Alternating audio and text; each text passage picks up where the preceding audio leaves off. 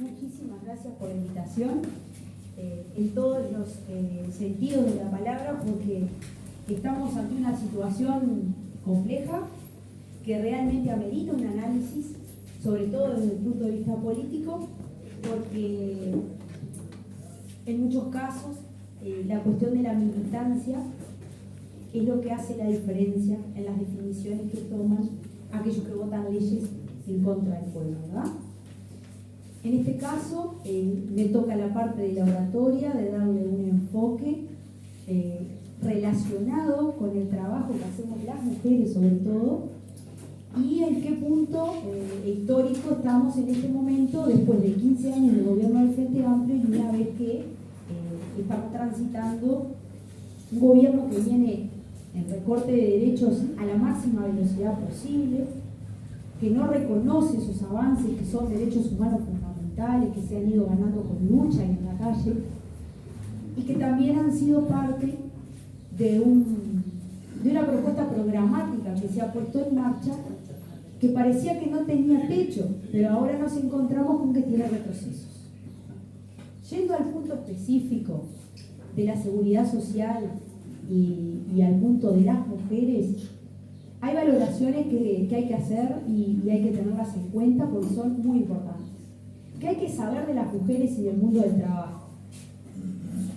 Primero que nada hay que saber que muchas veces, por ser mujeres, nos pagan menos por la misma tarea.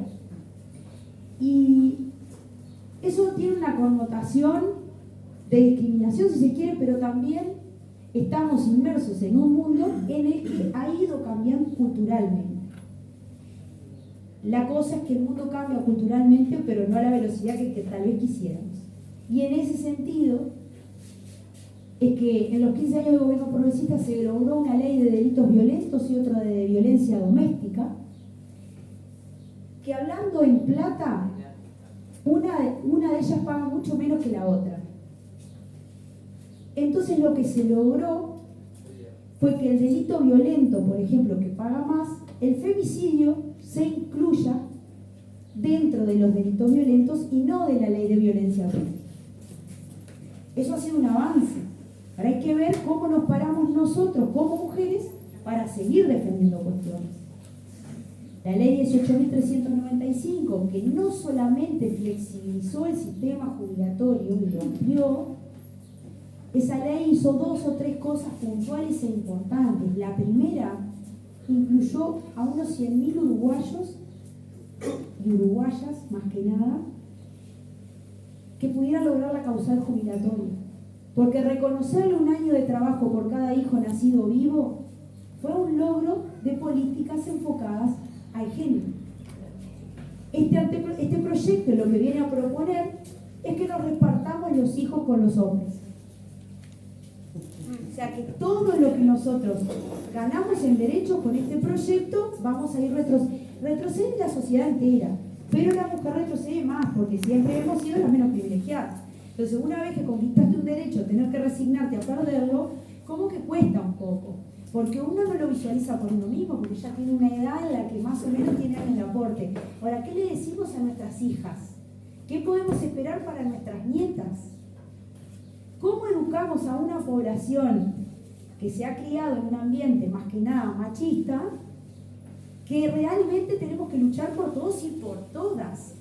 Porque puede ser que yo no defienda tal vez a mi compañero, a mi compañera, pero yo tengo madre, tengo hijas, y no es lo mismo a veces cuando uno lo piensa desde ese punto de vista.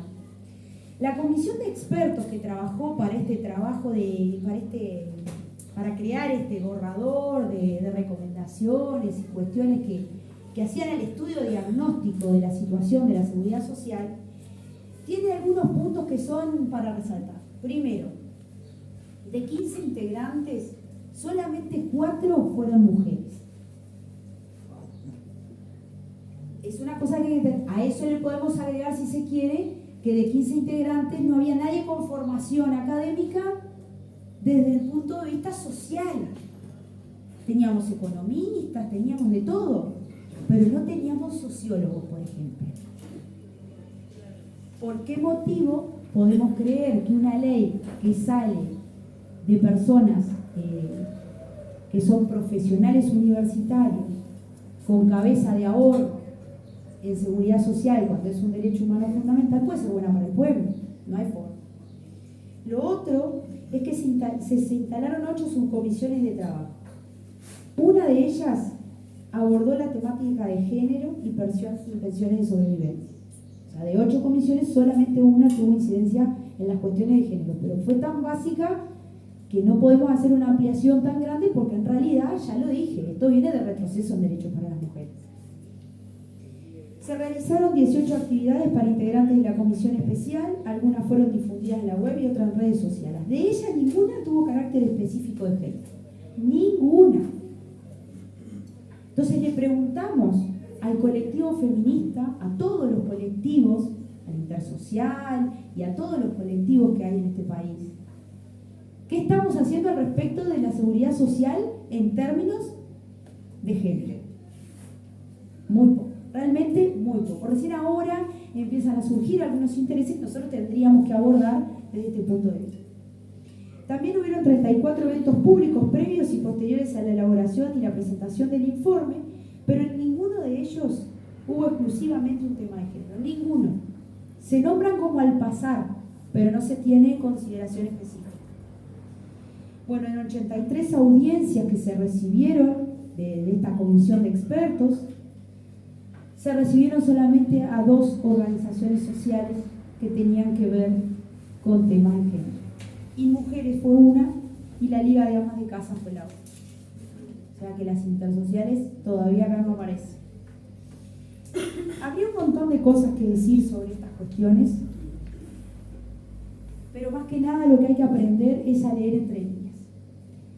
Saber que las mujeres no generamos la misma historia laboral que los hombres, que tenemos una diferencia de 1/3, por ejemplo, 1/3 menos.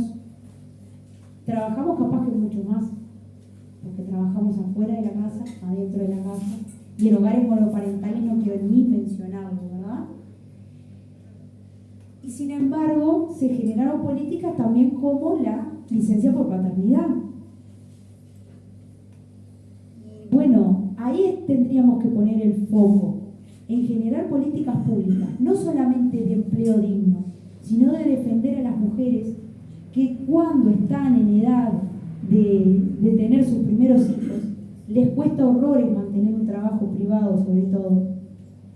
Porque lo primero que la patronal piensa, esta se va a embarazar y va a faltar 6 meses y después va a tener licencia maternal y después tal cosa, y después tal otra. Entonces, defendamos a las mujeres, defendámonos a nosotras mismas, defendamos los puestos de trabajo, encontremos el punto de quiebre, asociémoslo a nuestra vida cotidiana, porque el hecho de defender los puestos de trabajo para mujeres, que en general son los más precarios, porque si ustedes miran en un lugar, en un supermercado, son todas cajeras. ¿Cuántos hombres hay? La minoría. Servicio doméstico. Perfecto. Niñeras.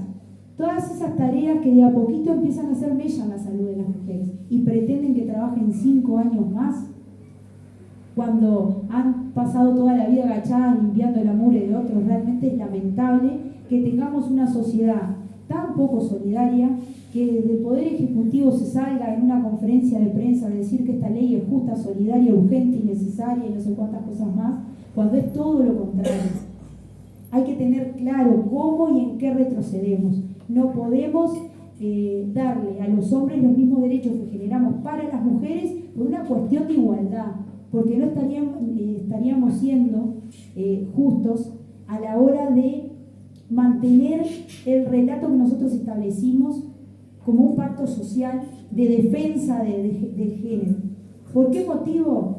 No solamente porque la mujer cuide tanto de sus hijos, hay padres excelentes y eso nadie lo niega, pero todas sabemos que en algún lugar de esta localidad hay una madre soltera que está lidiando con un niño, o con 2 o con 3, sola, y a esa madre es a la que hay que ayudar, y a esa familia es a la que hay que abrazar, y a esa gente en la que hay que tener prioridad, porque esta reforma también va de recortarle derechos a los más vulnerables. Y con la misma plata de esa gente tan vulnerable se va a financiar lo que se supone que es un déficit y lo que este gobierno intenta hacernos creer que es una pérdida y no una inversión.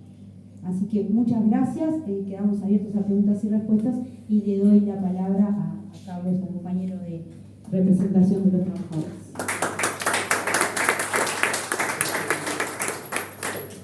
Bueno, nosotros también queríamos agradecer el espacio que nos brinda para hablar de seguridad social. Yo creo que esto que estaba diciendo Karina, si debemos de interpelarnos cada 5 minutos pensando en estas cosas, ¿no?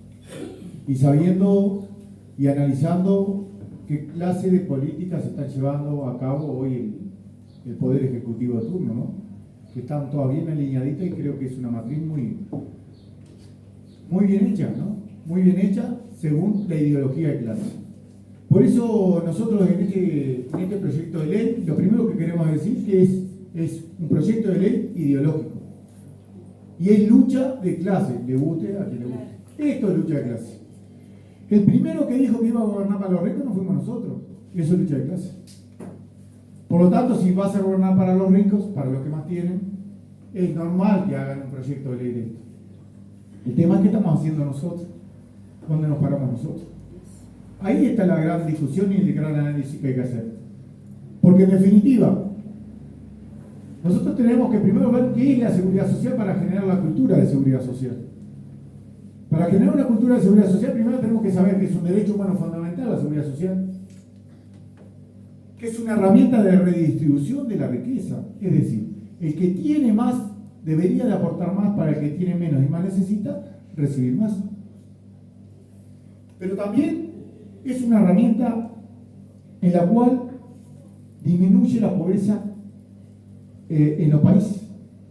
Y también lo que decía Karina, debería de disminuir la desigualdad social. Y fundamentalmente en los temas de género. La pobreza en el Uruguay, y no es de hoy, hay una autocrítica que hay que hacer muy grande, no es de hoy, cae fundamentalmente el 22,5% en hogares donde hay niños menores de 6 años y hogares monoparentales donde la mujer es jefa de hogar. No nos tendremos que poner a pensar en cómo mejorar la seguridad social. Por eso los trabajadores decimos, esta reforma la rechazamos. La rechazamos de plano. Nosotros queremos una reforma integral, pero como un derecho humano fundamental, como la persona y el ser humano como centro, no como una mercancía como se está tratando. Porque esta reforma habla bien de que somos un gasto, no que la seguridad social invierte en cada uno de nosotros cuando más necesitamos. Y esta reforma realmente viene en ese sentido. Algunas cuestiones que para nosotros es fundamental. Nosotros no estamos en contra de la reforma. No estamos en contra de la reforma. Estamos en contra de esta reforma. Una reforma integral que hable de los temas de género, que hable de los temas de la primera infancia, que hable de los temas de los sistemas nacionales de cuidado, que hable de los temas de discapacidad. Eso es lo que proponemos nosotros. En esta reforma no habla nada de eso, al contrario. Va al revés del mundo. Esta reforma, fundamentalmente, ¿por qué estamos en contra? Porque no tiene algo sustancial. Antes de hablar de cualquier reforma de seguridad social, deberíamos de hablar quién paga la seguridad social. Por eso es fundamental empezar a discutir nuevas fuentes de financiamiento. No es una herramienta de redistribución de la riqueza la seguridad social. ¿Por qué no hablamos de por qué las nuevas tecnologías no tienen un impuesto como ya en Europa hay?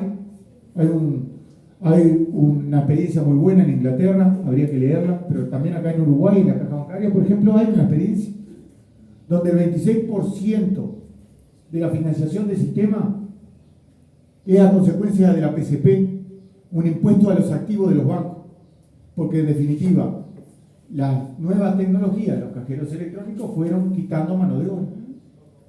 Es eso lo que hay que pensar en la seguridad social. Hay que pensar por qué, si es justo que en el Uruguay aportemos el doble de los trabajadores que los empresarios. ¿Es justo eso? Bueno, eso es capaz que es lo que tenemos que pensar. ¿Es justo que En el 2021, entre exoneraciones que no están vinculadas directamente con la seguridad social, pero tienen mucho que ver porque cuando la seguridad social necesita viene de rentas generales, y sin embargo hubieron exoneraciones entre IRAE e impuesto al patrimonio de 2.7% de PBI en 2021, no hace años, en 2021. Eso significa 1.600 millones de dólares. Es justo eso. Y justamente exoneraron a los que más ganaron en el Uruguay, los agroexportadores.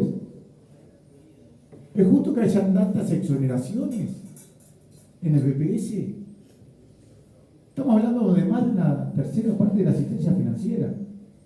Y hoy decía Karina, porque también estamos en el gobierno de los relatos. Yo no he escuchado todavía, lamentablemente, al Poder Ejecutivo empezar a hablar de cada uno de los artículos, sino está hablando del relato general que nos está vendiendo, que no es la realidad. Sáenz, antes de proponer esta reforma, antes de la comisión de expertos, lo primero que puso arriba de la mesa dijo, no, en el Uruguay se paga un 15% de pensiones y jubilaciones por discapacidad, son muchas. Ahora, nos tenemos que hacer la pregunta, primero, compararlo con qué son muchas, con qué país del mundo, con qué realidad, con qué mercado laboral. Y segundo, yo te doy la receta, si vos querés que sea menos. Primero empezar a revisar las empresas si cumplen la normativa de salud laboral, organización del trabajo, porque no hay ningún trabajador que se quiera lastimar para cobrar una jubilación o pensión por discapacidad. Es por ese lado, por el lado humano, no por el lado de los pesos. Y esta reforma está sesgada para el lado de los pesos. Por eso decía que van a tener en cuenta los temas de género. Al contrario, para eso el tema de género no existe. Por más que el relato sea, no, es igual, es igualitaria, va a generar más igualdad, pensando en las futuras generaciones, es justa. El presidente de la República dice algo en los relatos que recién Karina también decía, dice es justa, es solidaria, disminuye la desigualdad y pensando en las futuras generaciones. Y acá nos tenemos también que poner a pensar de quién viene, dijimos que era lucha de clase. Yo estoy de acuerdo con lo que dice el presidente de la República, como piensa el presidente de la República, pero no como pensamos nosotros. Porque el presidente de la República dice que es justo. Miren, para él es justo, está perfecto que sea justo para él. Si él está gobernando para los ricos, no para los pobres, entonces es justa. Si a los ricos no les saca un peso, a los que más tienen no les saca un peso para invertir en la gente, en seguridad social, es justo. Para él es justo. Nosotros somos los que tenemos que decir, es injusto esta ley, o este es un proyecto de ley. Pero también dice que es solidario, claro. Para él es solidario quitarle alimentos a las ollas populares, el respaldo a las ollas populares, que son los que menos tienen, recortar pensiones y jubilaciones por discapacidad, privatizar más el sistema de seguridad social, la jubilación y pensiones, es decir, crece y se multiplica el sistema de ahorro individual, y él piensa que lo individual es solidario. Se ve que no conoce lo que es solidario. Lo solidario es lo colectivo. Por lo tanto, él va justamente a impulsar eso, que es solidario, porque tampoco sabe lo que es solidaridad para él.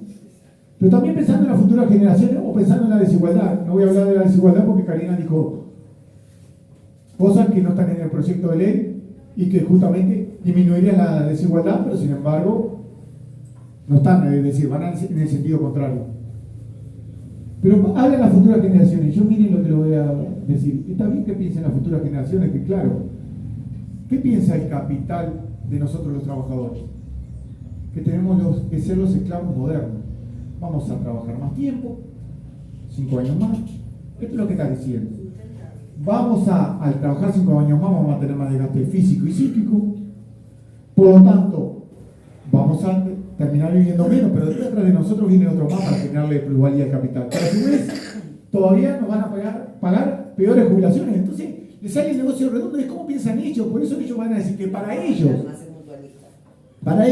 es justamente es justa, solidaria, pero para ellos nosotros tenemos que decir lo contrario. Es ahí, porque los relatos nos están comiendo la cancha. Lo hablamos recién afuera con Karina. A nosotros nos cuesta pila porque son pocos los que salen a hablar de seguridad social, a defender la seguridad social como derecho humano fundamental, a hablar con cada uno, los vecinos y las vecinas, porque ese es el hecho. Ahí es donde convencemos, ahí es donde le decimos estas cosas y tratamos de que razonen y piensen qué es lo que nos están imponiendo. Porque en definitiva, ¿por qué digo nos están imponiendo? Porque los votos en el Parlamento los tienen. Nosotros somos los que tenemos que convencer de abajo. Y siempre que hubieron reformas de seguridad social en el mundo, lo que hubieron, y ahí podemos hacer muchas autocríticas, grandes movilizaciones sociales. Acuérdense de los chalecos amarillos no hace mucho tiempo. En Chile, movilizaciones de 1 millón de personas. En Grecia, cuando estuvo en default. En España mismo, Italia. ¿Qué nos está pasando a nosotros? Capaz que no le hemos podido llegar a la vecina y al vecino para tratar de cambiar esta realidad. Porque dentro de esos relatos, miren lo que dice La Calle también. Lo voy a leer casi textualmente porque en definitiva es cómo nos quieren meter para adentro. Este proyecto de ley es un acto de responsabilidad nacional que consiste en cumplir con un deber ético. Yo me pregunto, cuando en el 2017 se intentó hacer una reforma de la caja militar, era un deber ético. Ellos no lo votaron, se olvidaron de la ética. Cuando en el 2008, a través del diálogo social, se aprueba la ley 18.395, la de flexibilidad de las jubilaciones, eso era un deber ético. La mujer, no se jubilaba casi ningún uruguayo, pero las mujeres no se jubilaban antes del 2005, antes del 2008, antes que estuviera esa ley. No se jubilaban. Eso era un deber ético. Se olvidaron de votarla. Se olvidaron de la ética en ese momento. Y esa es la discusión que tenemos que tener. Lo que nos están diciendo contra la realidad de lo que pasó, lo que pasa y lo que pasará.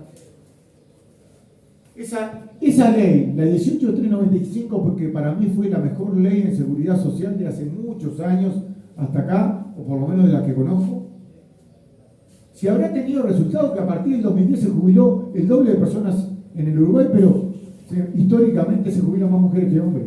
Las mujeres no se jubilaban porque no llegaban a jubilarse por muchas de las cuestiones que se pusieron arriba de esta mesa. Y eso es un deber ético. Lo está diciendo el presidente de la República, pero se olvidaron de votarlo. Entonces no tenemos que tener miedo a debatir en ese sentido de lo que están diciendo, porque el presidente de la República también dijo algo en campaña electoral, ¿no?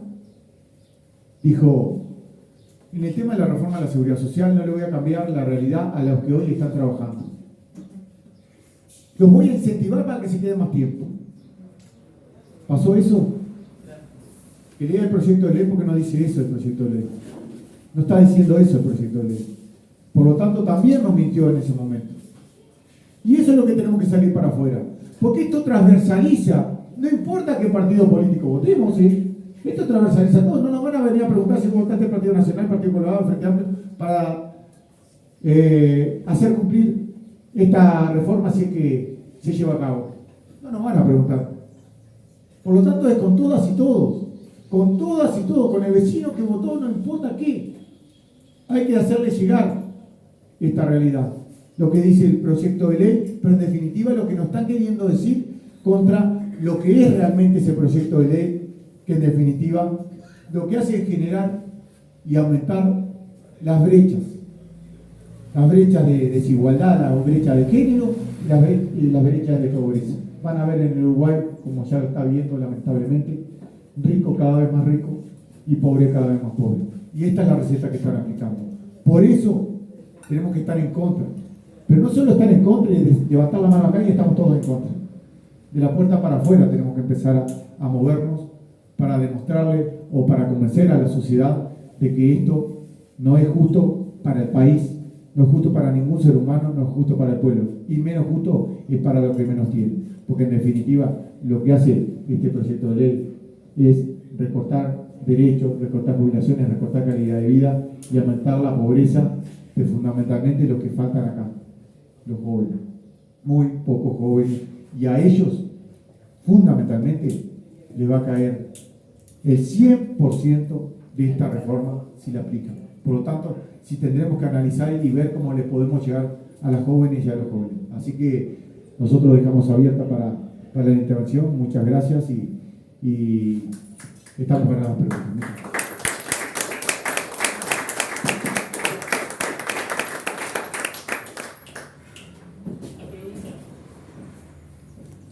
Entendí todo lo que dijeron, me parece muy correcto. Yo lo que quisiera saber, ¿qué respuesta tuvieron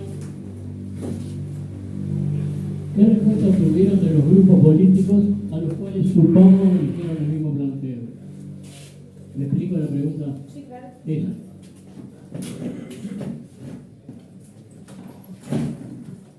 Bueno, en mi carácter de dirigente sindical, hemos tomado algunas acciones en ese sentido. Y respuestas tenemos muchas. El tema es que nosotros necesitamos hechos. Basta ver las declaraciones de prensa como para saber qué piensan y quiénes piensan qué. Primero hay que decir que el proyecto se presentó como un anteproyecto, como que estaba acordado dentro de la coalición de gobierno. A las pruebas me remito de que así no era, porque tuvieron que ponerse de acuerdo después que el proyecto estaba terminado, porque seguían sin concretarse algunas cuestiones. Lo segundo que voy a decir es que el proyecto ahora sí está cerrado, pero así todo, la misma coalición de gobierno sigue haciendo apuntes y sigue estando en desacuerdo con algunas cosas. Cuando vamos a la oposición, tenemos algunas declaraciones un poco polémicas. Y entrando en ese tema y desasnada de toda cuestión política por personal, entiendo que el Partido Comunista del Uruguay y el Partido Socialista tuvieron los dos su congreso y sacaron declaraciones públicas. Ahora, los llamaron para tirarles la oreja, como que si perteneces al partido del Frente Amplio no podés opinar en contra de las generalidades. Yo me pregunto, ¿por qué el exministro Astori sale en todos los medios de prensa hablando a favor de esta reforma y el Frente Amplio no le tira las orejas al señor? ¿Por qué sí lo hacen con el Partido Comunista y el Partido Socialista cuando lo que están haciendo es defender a los más vulnerables diciendo no a la AFAP, no a la precarización del trabajo? ¿Será que este señor ha vivido muy cómodo toda la vida y con los años que tiene entiende sí que hay que aumentar la edad, pero lo que pasa es que hay que vivir con esa calidad de vida para llegar a esa edad en esas condiciones? Lo mismo opina Sanguinetti, y son de partidos diferentes. Seguramente lo mismo opina el doctor Lacalle, los dos que nombré últimos, con jubilaciones de privilegios presidenciales. Son los únicos dos presidentes de la República que quedan con esa jubilación. Vergara también. ¿Cómo? Vergara también. Dijo que si él fuera gobierno votaría un 80% Bueno, y tarea. ahí vamos a citar a Manini, el Astori y Vergarismo, ¿no? Como que son la misma cosa. No hay que aclarar mucho porque oscurece. En realidad nosotros tenemos una posición crítica y clara como movimiento sindical y defendemos la posición de que hay que cuidar a los trabajadores, pero a todos, y sobre todo a los que trabajan en negro, a los que no están declarados en ningún lado. ¿Cómo se fortalece eso? Con un BPS mucho más organizado, no con un directorio que no conoce lo que hace. Porque acá tenemos un problema. Los cargos políticos en el Banco de Previsión Social son eso, lugares políticos.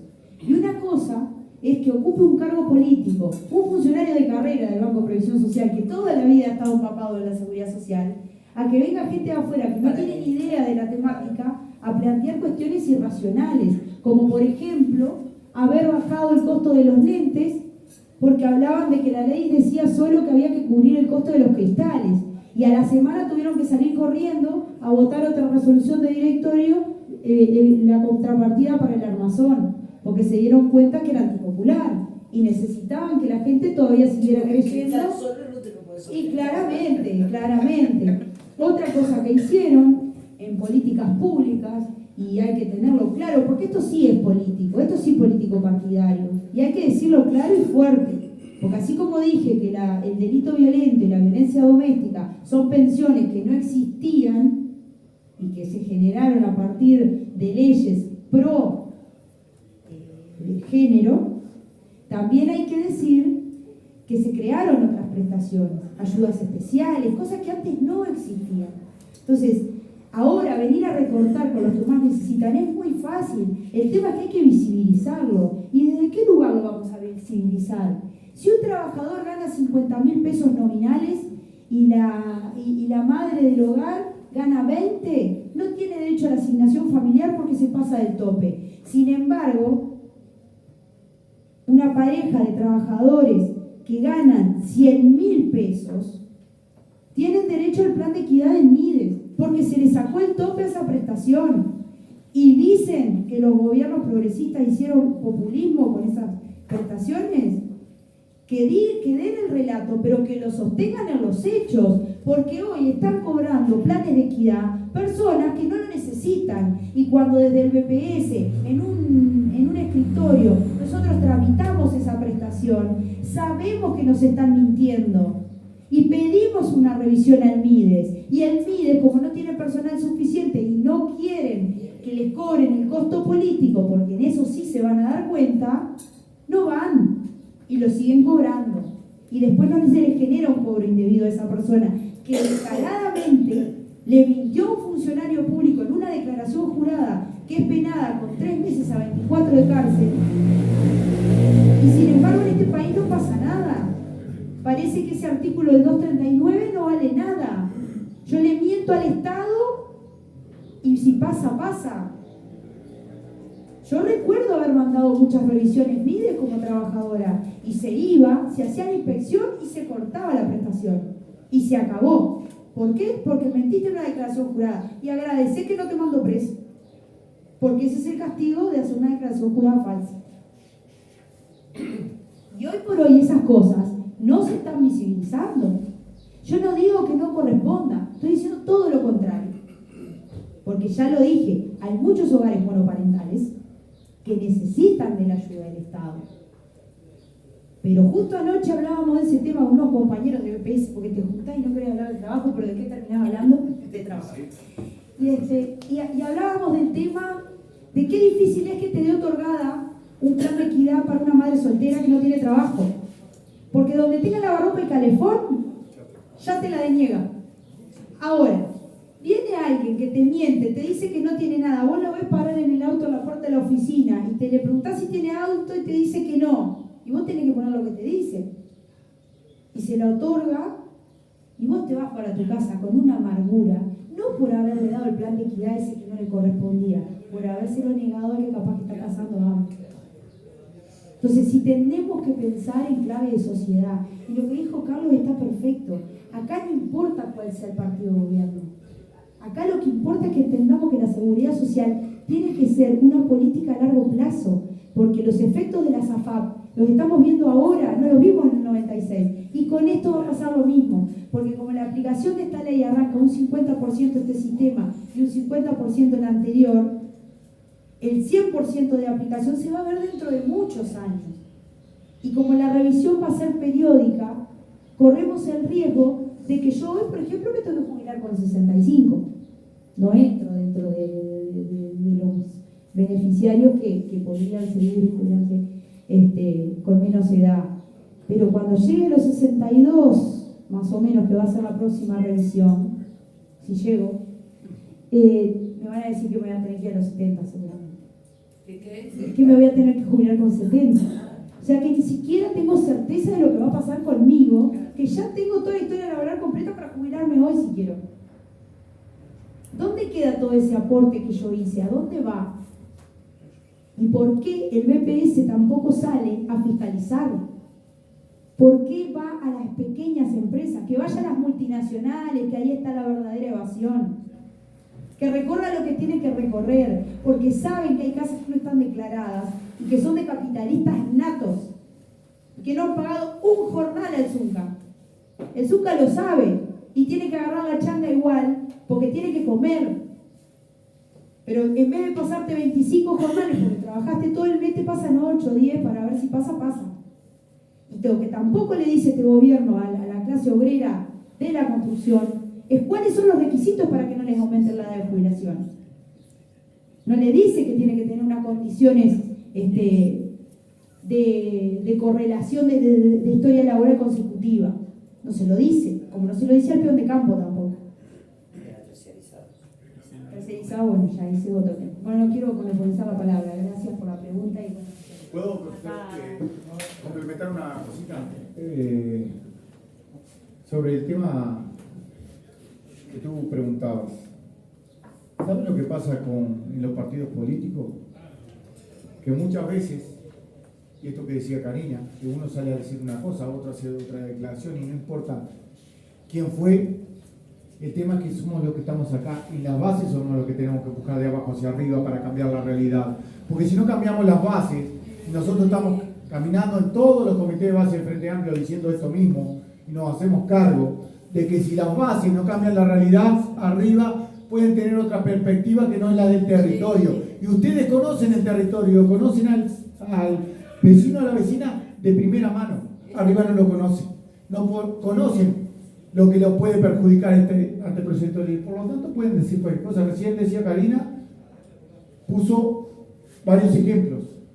Ejemplos que realmente ni los toca la reforma. Primero por la edad y segundo porque así que haga varias reformas no los va a tocar.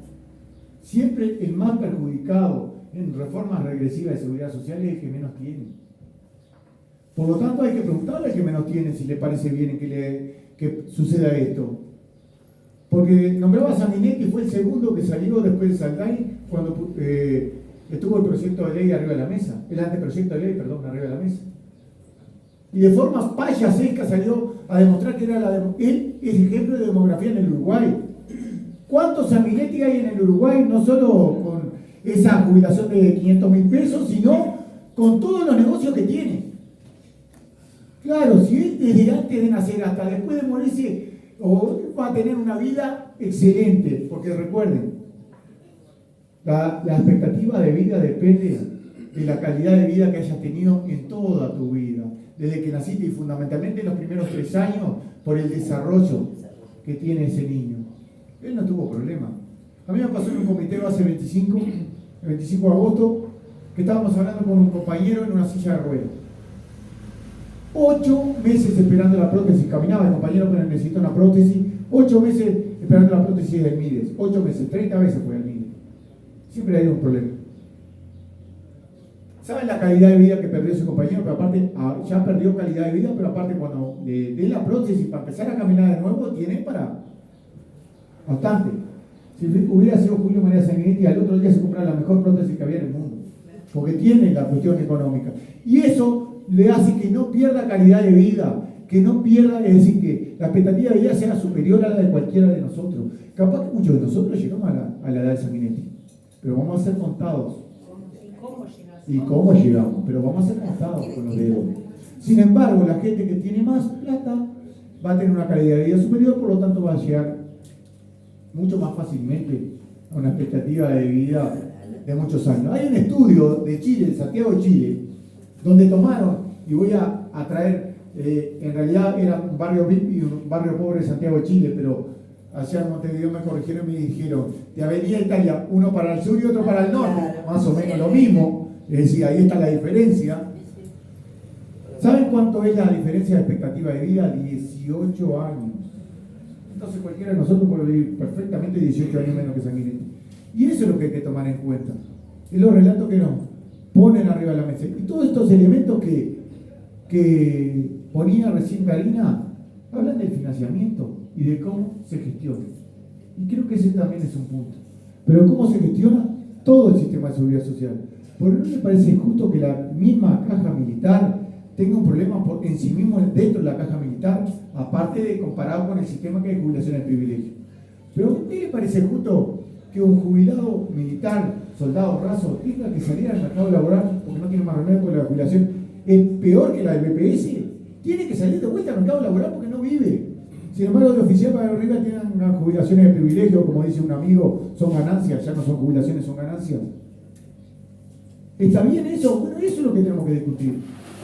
Si está bien esa sociedad que queremos o queremos otra sociedad. Pero para construir otra sociedad tenemos que estar muy atentos a lo que nos quieren proponer. Y este proyecto de ley cambia la sociedad. Era lo que decíamos recién, pero para mal. Eso es lo que tenemos que salir a discutir. A ver si está bien lo que se está haciendo, pero con ejemplos claros.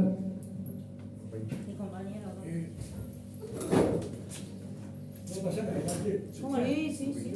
Quiero hacer una propuesta, ¿no? Hola. Hola. Hola. Soy técnico en electrónica, pero para esto Ahora la presidenta le va a arreglar. Bueno, lo sabe. Hola, La mesa de la presidenta, ¿está bien? Bueno, Claro. voy a presentar. electrónica. Mi nombre es Ariel Quiroga, soy vecino acá de Las Toscas, de la calle 5. Soy uno de los miles de docentes que fuimos dejados en la calle hace 2 años, cuando asumió este consejo, que suprimieron 50.000 horas. O sea que yo ya inicié mi trámite jubilatorio. En cualquier lugar no encontramos lugar. Entonces quería subrayar lo siguiente, algo que todos sabemos. Los fondos del BPS, que son los aportes de miles de trabajadores en actividad, para sostener solidariamente a los ya pasivos y los demás servicios del banco, son propiedad colectiva de la clase obrera, por el inciso B del artículo 67 de la Constitución. Ningún gobierno puede meter mano para eso. Por eso esta es la segunda arremetida que hacen otro la calle para quedarse con los mismos, porque es un capital cautivo. El 28 de agosto del 94, la calle Padre propuso una reforma de quitarle al director del BPS la administración y control de esos fondos. Y el 64% le dijimos que no. Esto fue el 28 de agosto del 94. Y ahora vuelven a la carga. Obviamente, todos lo sabemos, como no le pueden meter mano a esos fondos, inventaron la SAFAP para que el capital financiero hiciera la suya legalmente para eludir el artículo constitucional, y inventaron el FONASA. Las sociedades médicas del CAMU y la española, desde que existe el FONASA, han crecido en forma exponencial en tecnología y en edificación. El CAMU, por ejemplo, la está juntando en palas, excavadora, a millones la plata, y ahora manda el seguro paro de 85. O sea, la hacen en pala y pagan en cucharita. Bueno, esto lo sabemos todos, subrayando. Por eso, al igual que en el 84, esta reforma no la podemos dejar pasar. No podemos dejar que se apruebe. Acá no va la vida porque nos quieren quitar el BPS. Basta leer el texto, que lo leo mucho mejor que yo, para darse cuenta que lo que extienden es el método de la SAFAP. Y liquida.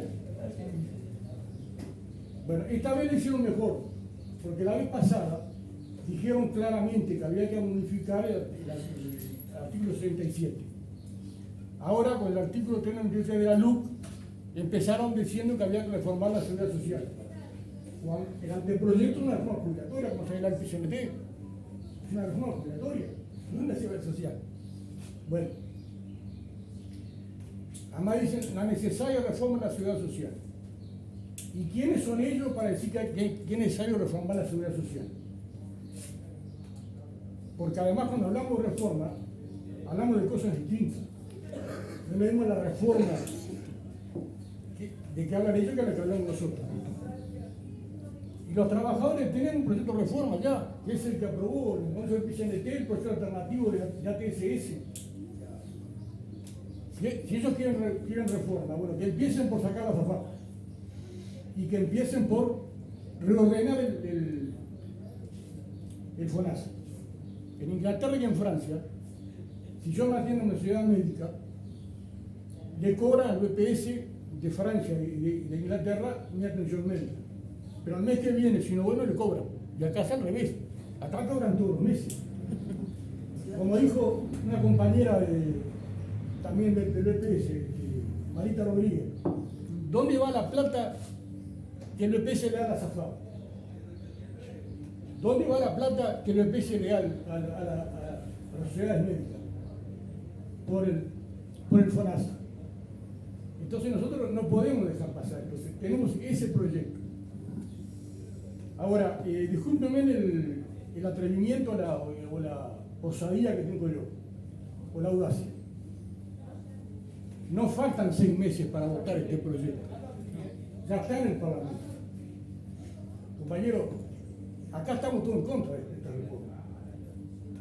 Yo creo que de esta reunión, y si no es de esta, la semana que viene, hay que constituir la Comisión Barrial en Defensa de la Seguridad Social, de acá del Parque del Plata. Tiene que haber un marco organizativo lo más amplio posible, como decía Carlos. Esto no es cuestión de partidos políticos, sino que es una conquista de los trabajadores, tengan asegurada la seguridad social. Por lo tanto, tenemos que juntar a la mayor cantidad de gente para movilizarnos e impedir que se apruebe este proyecto. Por eso es clave, porque podemos denunciar la reforma, podemos desnudar cada artículo, pero tenemos que hacer algo para que no se apruebe. No. Empecemos por dar el marco organizativo que permita agrupar a miles a nivel de todo el país para que eso ocurra. Y el primer paso es la Comisión Barrial del Parque del Plata en defensa de la seguridad social. Gracias.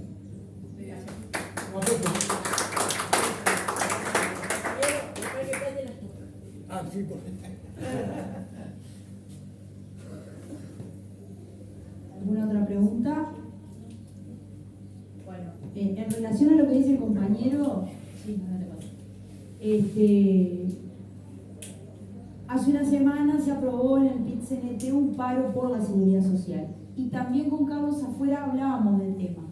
Lo difícil que es para nosotros como directivos, como dirigentes sindicales, poner el tema arriba de la mesa y que no te lo tapen otras cuestiones. Pasó en el paro anterior, que era por la seguridad social, y pasó sin pena ni gloria, porque se mezclaron tantos temas, porque tenemos tantas urgencias que pasó sin pena ni gloria.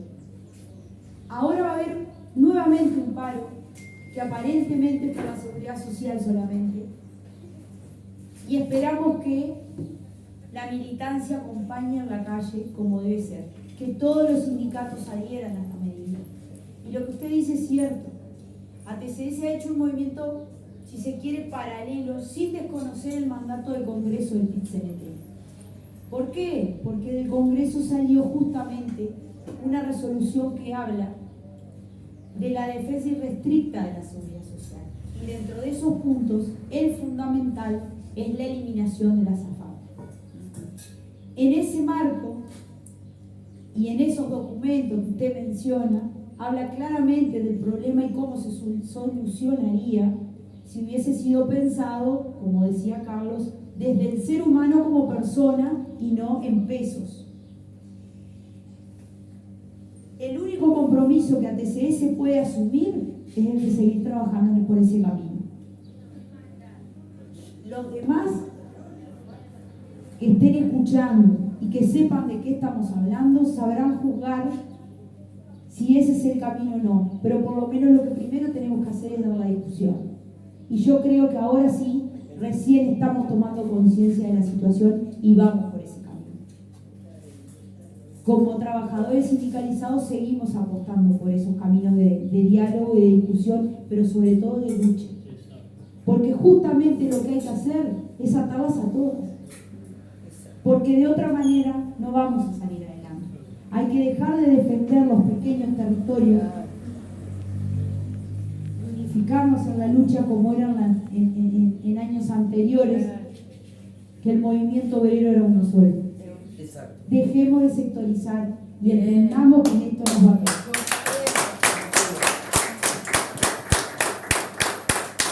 Bueno, en esa misma línea, y como decía acá el compañero, justamente la herramienta que ya se resolvió también es la intersocial. Esa es la herramienta que resolvió la mesa representativa, justamente que empezó el día de antes de ayer con una movida en la Plaza Primero de Mayo, pero estaría bueno que en todos los departamentos, en todas las localidades, se junte la intersocial, donde uno de los puntos fundamentales, o el punto fundamental, es esta reforma jubilatoria, ir en contra de esta reforma jubilatoria, quedó muy claro el día jueves. Por lo tanto es eso, es generar las intersociales que ya estuvieron funcionando, porque es parte de agarrar una herramienta que ya la teníamos para la juntada de firma. Por lo tanto es esa misma herramienta. Es más, esa herramienta, porque como todo pasa, cuando vos bajás las revoluciones de alguna movida, la gente se va para la casa y le cuesta arrancar de nuevo.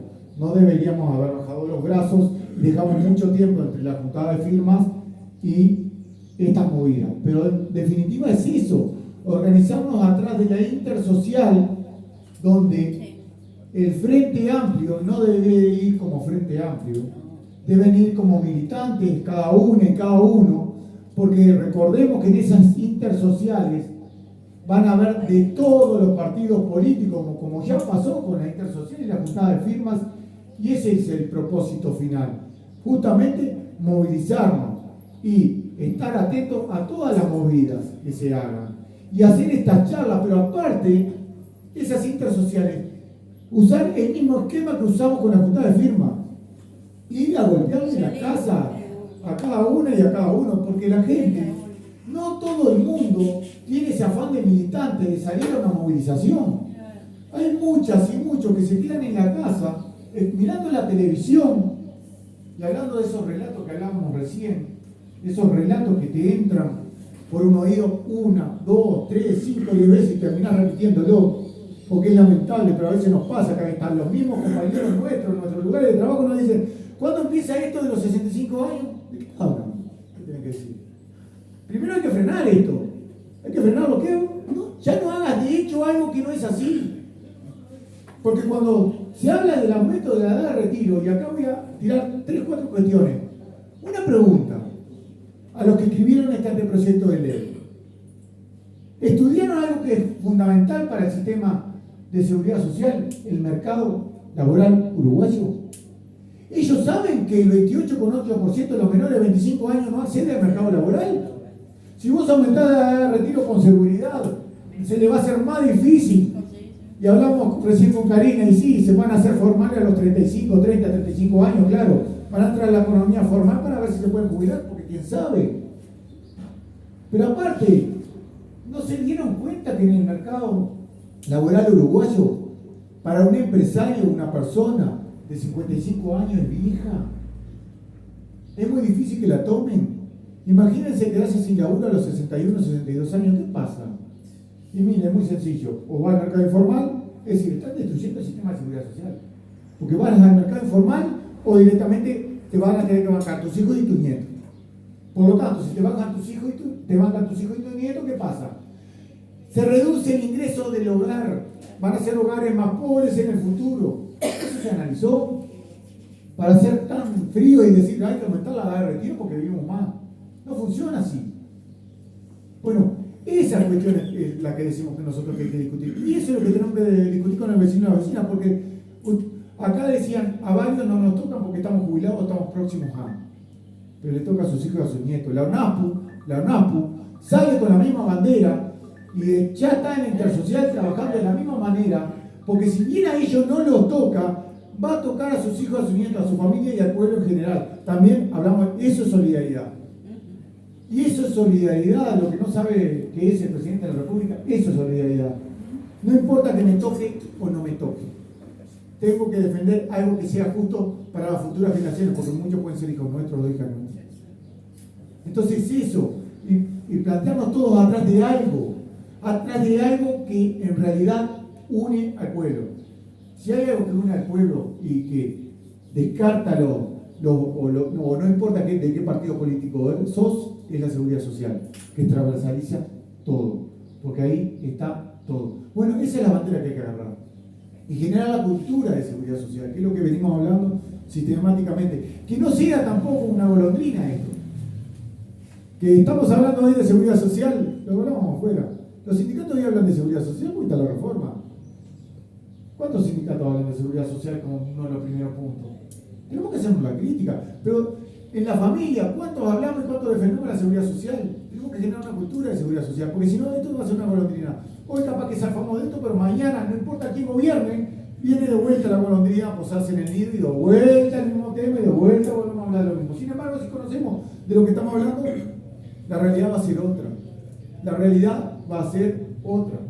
Entonces, yo creo que es eso, es generar cultura de seguridad social, no importa quién, ni cómo, ni cuándo. Es hablar con la vecina y al vecino de la seguridad social, de lo que implica la seguridad social en el ser humano. Por lo tanto, creo que es por ahí.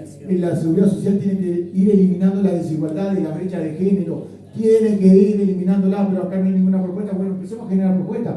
porque las intersociales no se van a quedar solo en eso, porque si no es una golondrina. Después de eso tenemos que empezar a generar propuestas y ser crítico y autocrítico con todo lo que pasa para acá, en seguridad social. Es por ahí. Yo creo que ese es el camino que nos toca ahora, y es un camino difícil. Nadie está diciendo que es fácil, pero es un camino muy difícil. Porque en definitiva, de este tema se habla cuando hay zafra, como decimos nosotros. Estamos corriendo para todos lados porque hay zafra.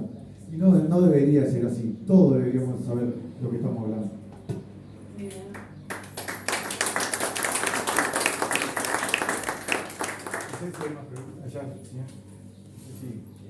El micrófono hasta ahí no llega. Es un tema muy engorroso. La escuchamos. Para nosotros saber realmente cómo funciona la seguridad social. Es engorroso, no lo sabemos, no tenemos elementos. A mí me gustaría saber algunos elementos que ustedes tengan para darnos como herramientas, ¿no? Porque podemos decir todo eso, ¿no? Que el presidente tapa los mayores, que esto, que lo otro, que nos metieron la falta de... Pero, ¿cuáles son los mecanismos? ¿Qué serían para verdaderamente tener una ciudad con igualdad y con todo? Me gustaría algunos elementos.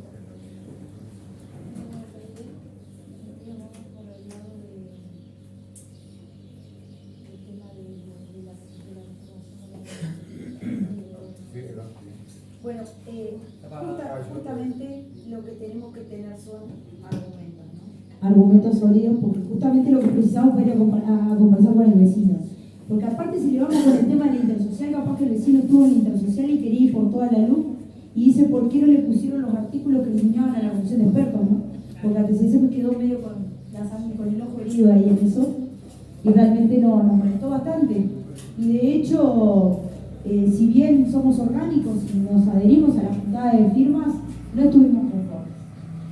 Nosotros entendíamos que eso tenía que estar y no estuvo. Entonces tememos que una vez más en la discusión se pongan otras cuestiones sobre la mesa que desvían la atención. Y nosotros la atención la tenemos que poner en qué. Acá vamos a hacer un análisis muy rápido. Nosotros venimos de una década del 60 con una jubilación que superaba el 100% del último sueldo, con aguinaldo. Acto institucional número 9, te elimina el aguinaldo, los militares lo siguieron teniendo, ¿no? Pero nosotros no. Y pasa al 60 o 70% del promedio de los últimos 3 años de jubilaciones, sin ayornarlos a la fecha, ¿verdad? No se actualizaron nunca los sueldos, eran los 3 años y su promedio. En el 96 pasamos a un promedio de 20 años, más un 5%, o los últimos 10, y un 45%. Y lo que a la FAP se le antoje pagar. Entonces, ese es un argumento. Del siglo pasado hasta este, lo único que hemos hecho es perder. Ese es uno y es claro y es concreto. Y el otro, que es muy claro y es muy concreto, hay que usar las palabras de el que redactó la ley. Que lo primero que hay que decir es que si hizo la del 96, fracasó con total éxito, lo entendemos como está haciendo la del 2022. Porque aparte es el mismo que le hace juicio al Estado por el 10% de la ley de cincuentones y lo gana. Ese es otro argumento.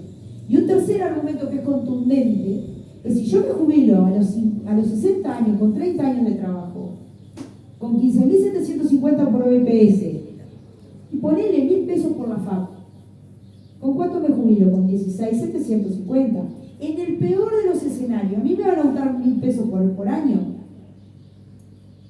Y en 5 años no me estoy pasando de los 22.000 que ofrece Salta Inhoy. Por eso yo digo que esta reforma la pagamos nosotros mismos con nuestro sudor de nuestra frente. Porque yo me hubiese ido a los 60 con X cantidad de plata y con los aumentos a los 65 estaría cobrando lo que me daría cuando me vaya a jubilar realmente. Eso es lo que hay que decir a la gente. Te hacen trabajar más, pagar más y van a cobrar menos, porque lo que va a rendir la plata en ese momento va a ser menos, porque ese suplemento solidario tan maravilloso del que Saldain habla, que es de 14.000 pesos iniciales, es para los que cobran mucho menos. Y es un máximo de 14.000 pesos. Pero lo que no le dice a nadie es que hoy en el BPS, a cualquier persona de las que estamos acá, que nos calculen el salario básico jubilatorio y nos dé 1.000 pesos, no nos van a pagar 1.000 pesos, nos van a pagar 15.750. O sea que ese suplemento ya existe. Que no invente cosas que existen, porque no está inventando la pólvora.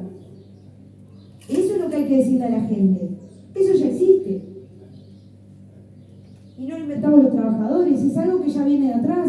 El BPS te lo paga. El BPS es un organismo del Estado que garantiza derechos. La FAP no. Porque te calcula a las mujeres que somos superpoderosas que vamos a vivir 120 años. Los hombres no sé qué problema tienen, viven 5 años menos que nosotras, pero está. Ahí te dividen el dinero que tú tengas y te pagan una renta vitalicia que ni siquiera asumen ellos, la paga el Banco de Seguridad del Estado y también lo financia a otro órgano como el Estado. Entonces la eliminación de las AFAP tiene que ser un hecho. Claro. La eliminación de las AFAP tiene que ser un hecho. Y esos son los motivos por los que hay que eliminar. Me olvido que ya me jubilo. 3 piques más que está bueno para justamente hablar con la vecina y el vecino, aparte de lo que dijo Karina.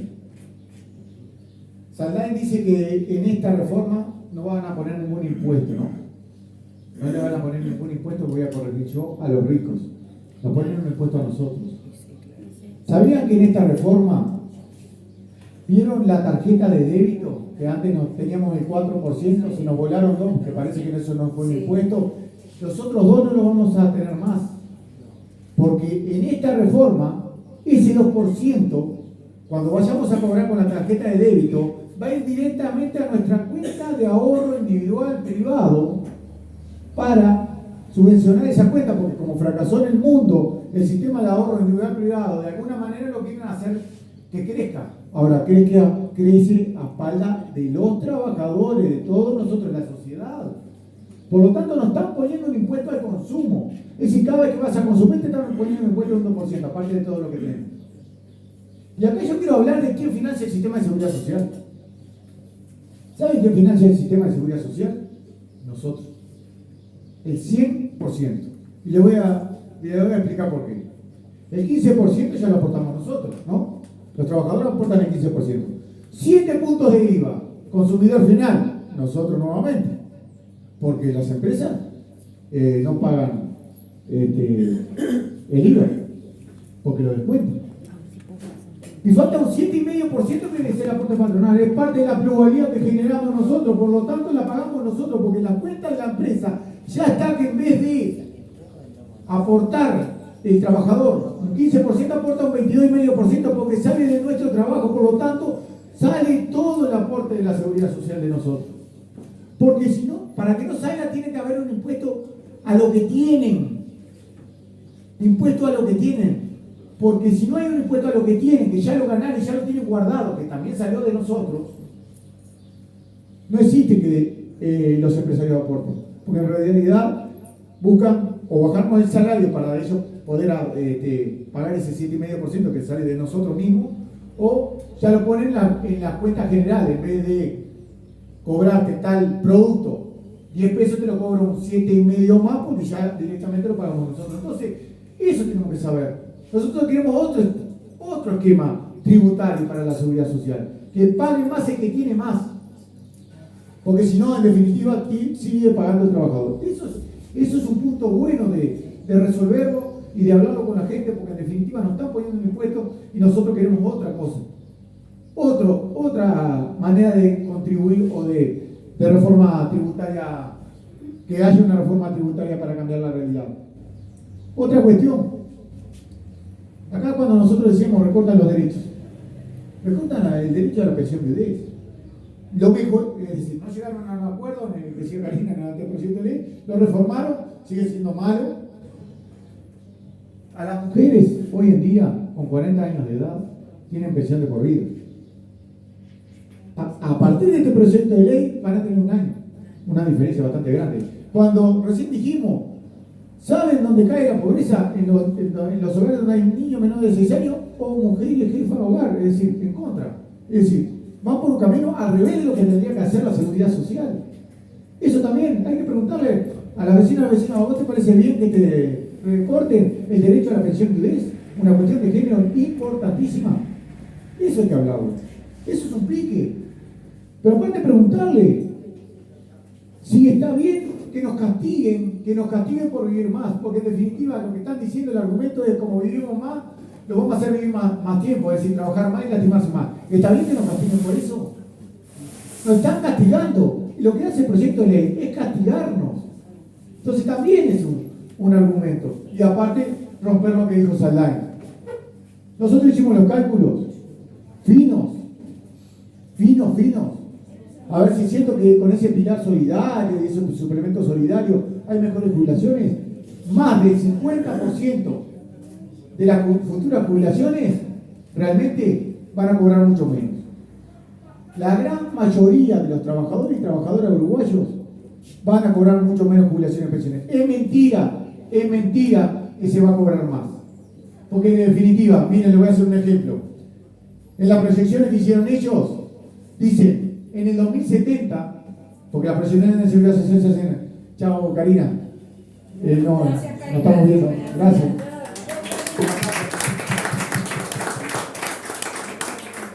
Dice, en el 2070, son proyecciones hechas por ellos mismos, en el 2070, sin reforma, el Uruguay va a invertir un 12,7% del PBI en jubilaciones y pensiones. 12,6%. Con reforma, 8,9%. ¿Y eso no recorte? Claro. Eso no recorte. En el mismo año va a haber menos inversiones en seguridad social, en jubilaciones y pensiones, es un recorte. Directamente. Por lo tanto, se le cae la teoría. Con la argumentación de las proyecciones que la tienen ahí y que hicieron ellos, se les cae la teoría. Eso es lo que sucede. Lo que hay que sacarle es la máscara. Es muy sencillo. Hay que sacarle la máscara con el vecino y la vecina. Y hay que hablar de todo esto, porque son muy importantes. Y estoy totalmente de acuerdo con lo que dice la vecina, porque en realidad es así. Buscar los argumentos para demostrarle que esto no es bueno.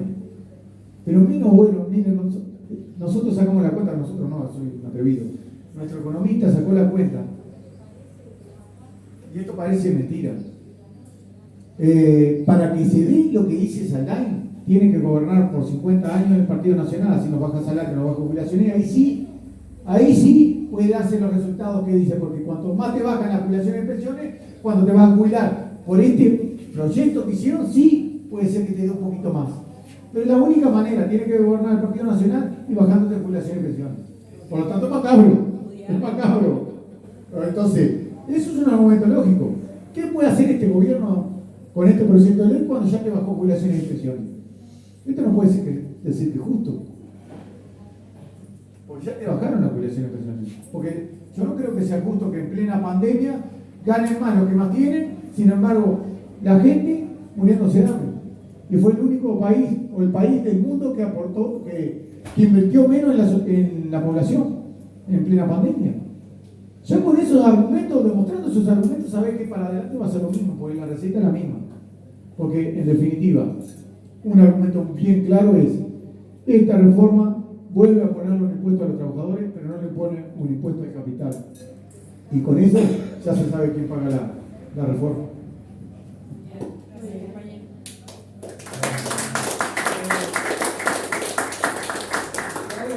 Sí.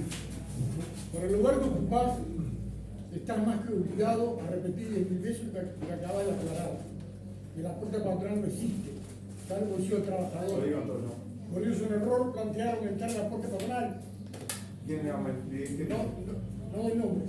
Me he peleado con gente de mi edad que me han confiado de eso. Aumentar el aporte patronal en realidad es una herramienta A.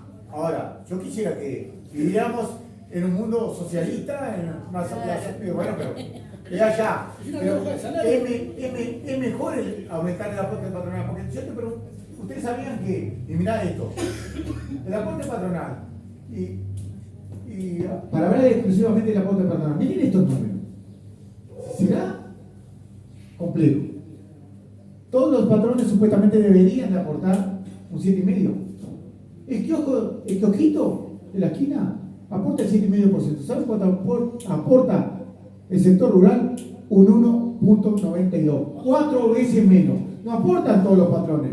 Ahí hay un problema. Fueron los que más ganaron y los que tuvieron 2,7% del PBI de exoneraciones justamente el año pasado y tuvieron las grandes ganancias.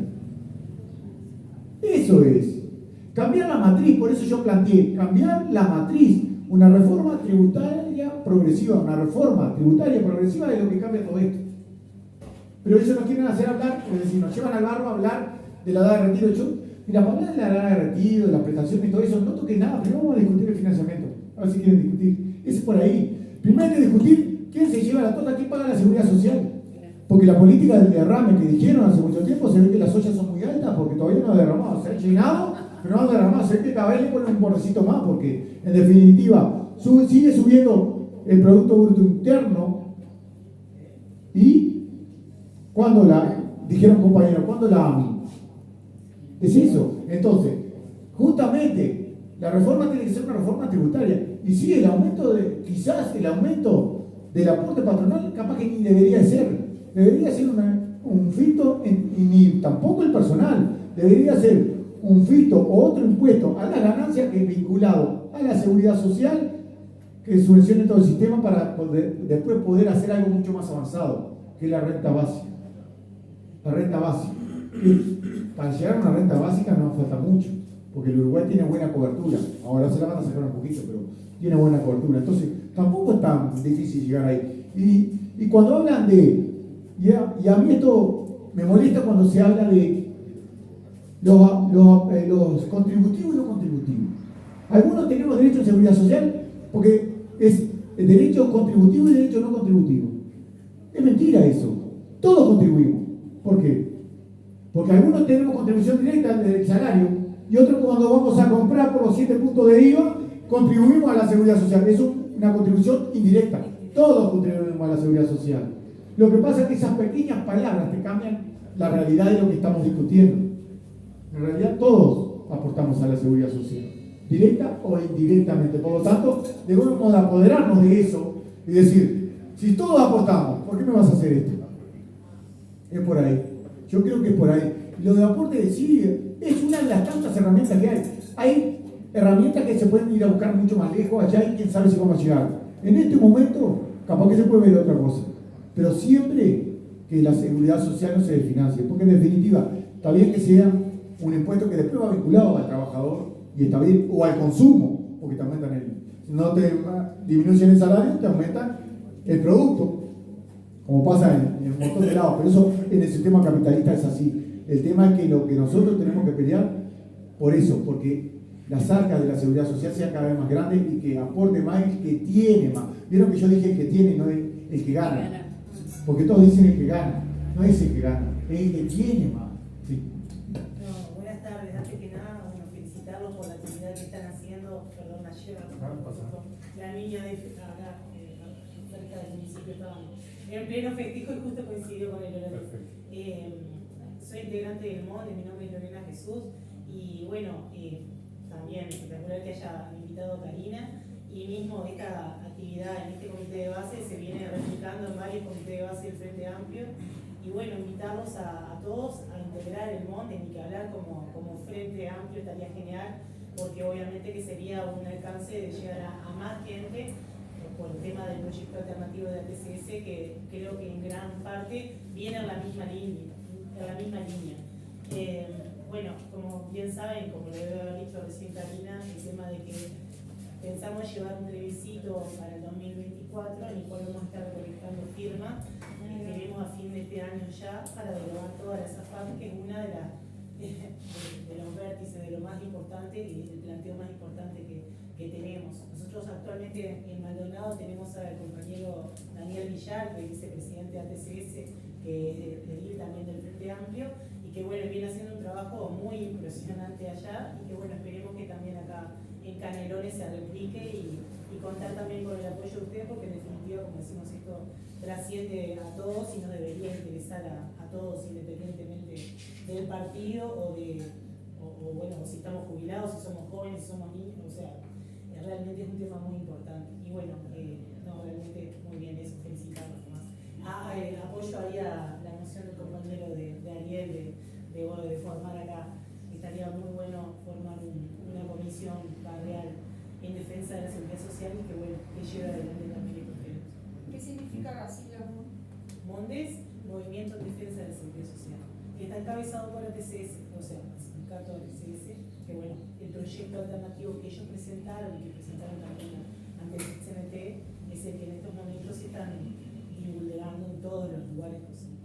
Bien, Bueno, yo sin entrar en polémica, el proyecto que llevamos los trabajadores del PCNT no es el proyecto alternativo de ATCS, claro. No. Ahí va. Porque fueron varios documentos que se unificaron y se llegó a un acuerdo por unanimidad en el último congreso del PCNT.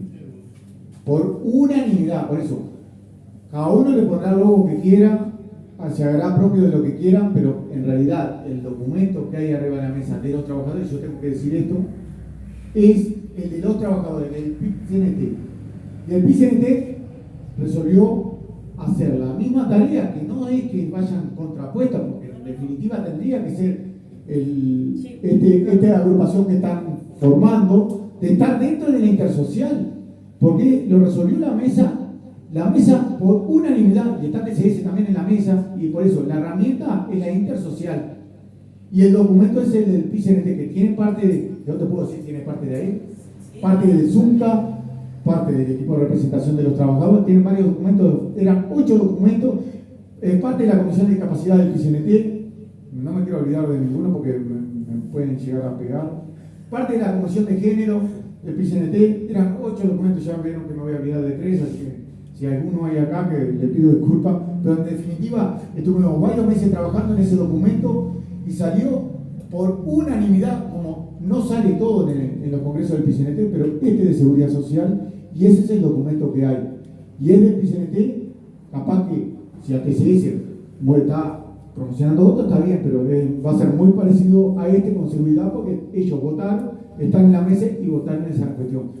Yo, sin entrar en polémica, no es que sea contrapuesto, pero en definitiva, el documento es del PCNT. El documento que hay elaborado, por lo menos, está en la página del PCNT y es lo que han votado todos los trabajadores y las trabajadoras, no solo en un congreso, sino en la mesa representativa, votaron las acciones.